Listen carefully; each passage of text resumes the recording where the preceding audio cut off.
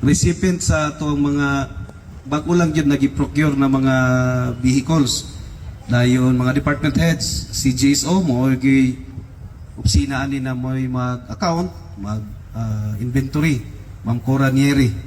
Dayon, di po nato kalimtan ang Bids and Awards Committee. Atong pakpakan nato ipatindog para mailan ninyo. Mga wapakaila, ipatindog nato si Attorney Talatala o si Attorney Barroso. Muna sila ang Bids and Awards Committee.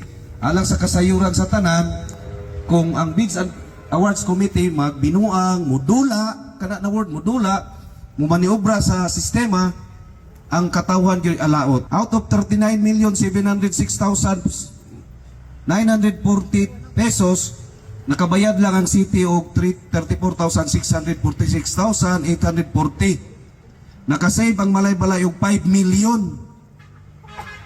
Ani na transaksyon. Now kung gibinuangan na sa Bids and Awards Committee, o kinsa to ang end user, siya mo pili, siya mangita ditong supplier, naaman ng 5 million. Busa sa taga Malaybalay, kwarta ni ninyo gitarong sa Bids and Awards Committee. Kay maura gid nga kuha, I hope na masabta na sa katawan sa Malaybalay na ingani ang sistema sa panggobyerno. Gone are the days to na wala ta kay balo. Nagiunsa na diha pag gasto. Inyo ning kwarta. Trabaho po ni nako isip mayor na ipakita sa inyo na kanina kwarta inyo yampingan. Imagine mo kanang tulo ka tanker, almost 4 million ba ang nasaiba na kanang dagko. Labi og gipalit gyud to ang tanker og 7 million point 7. Mao gyud presyo. Unsa na to pagkahibalo? Unsa niyo pagkahibalo ninyo? Labi na og wala kay mo na pamilyar sa Bids and Awards procedure. Kanang duha na 8 million. 8 million yun. So I hope mga taga Malaybalay makamata na gid lang, makamata na ta na inyo ning kwarta giampingan, and I hope that this will be the standard. Kay maumang sa gining mando sa balaod. Mo ning mando sa balaod. So XFM na may XFM, I hope XFM daghan mo og ma-influensya na naminaw. Kay trabahante ra gyapon ko sa gobyerno. Dili man ko regular employee. Sub-order gyapon ko. Ang nag-appoint sa ako ang mga tao katong nagbutar sa ako atong last 2025 na eleksyon. So I hope kanina mga sakyanan maampingan, magamit og insakto na makapahimulos ang katawan og mo triple, mo quadruple, mo 5 times pagyud ang ekonomiya sa Malaybalay tungod niini.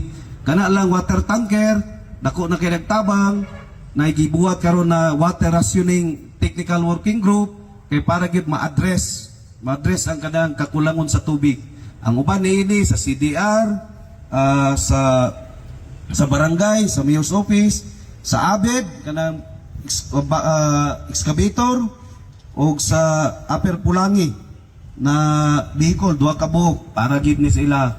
So once again, dagan kay salamat gyud. Salig lang mo sa namuno karon sa City Government ug Malaybalay kay wala mo gisinsilyo. Nako gyud kog pasalamat sa atuang Bids and Awards Committee. Dili na sila elected official, wa na sila ni dagan, wa na sila ni file og certificate of candidacy para mahimong back member or back chairman.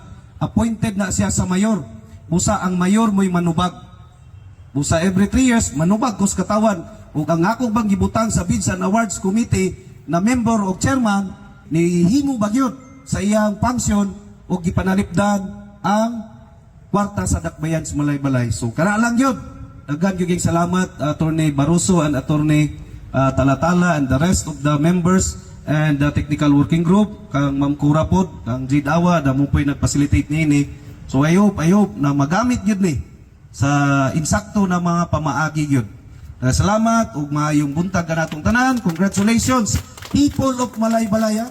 Congratulations inyo ni. Mo ninyong gobyerno nagtarong. Maginaot ko na mo salmot po dun tabo, mo participate po dun tamo sa panggobyerno kay kamo ang gahom. Kay kung dili ta mo tindog isip katawan sa Malaybalay, kawang ang tanan. Daghang salamat, may buntag. Congratulations Malaybalay.